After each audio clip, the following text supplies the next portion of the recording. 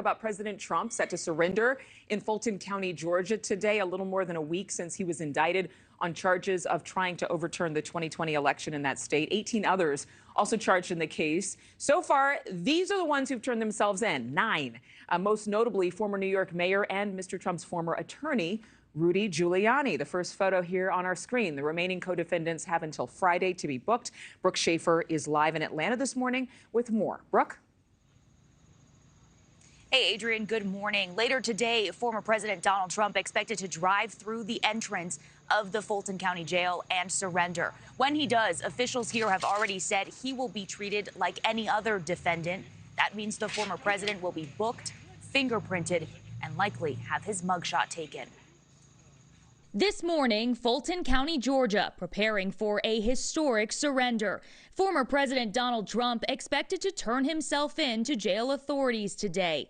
Mr. Trump writing on social media, "I will be proudly arrested." The former president will be booked and processed on charges he schemed to overturn his 2020 election loss in Georgia. Mr. Trump has denied the allegations. Officials in Fulton County have vowed to treat the former president like any defendant. That means this time Mr. Trump is expected to have a mugshot. Several of Mr. Trump's 18 co-defendants have already surrendered, including former New York City Mayor Rudy Giuliani, who turned himself in on Wednesday. He was released on a $150,000 bond. This indictment is a travesty. But this is an assault on our Constitution.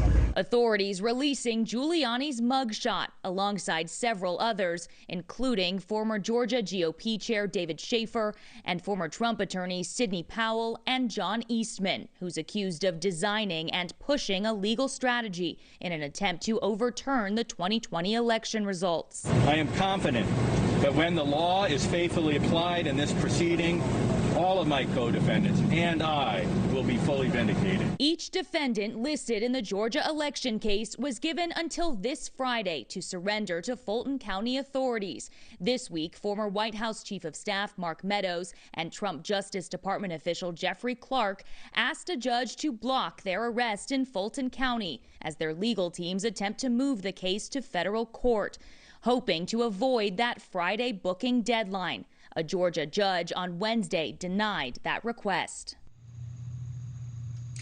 Former President Donald Trump is not expected to stay inside the jail long. His legal team has already negotiated a bond of $200,000. Adrienne? Yeah, Brooke, with conditions. Thank you very much. Thank you for watching. Go to newsnationnow.com to find NewsNation on your television provider. And don't forget to click the red subscribe button below to get more of NewsNation's fact-driven, unbiased coverage.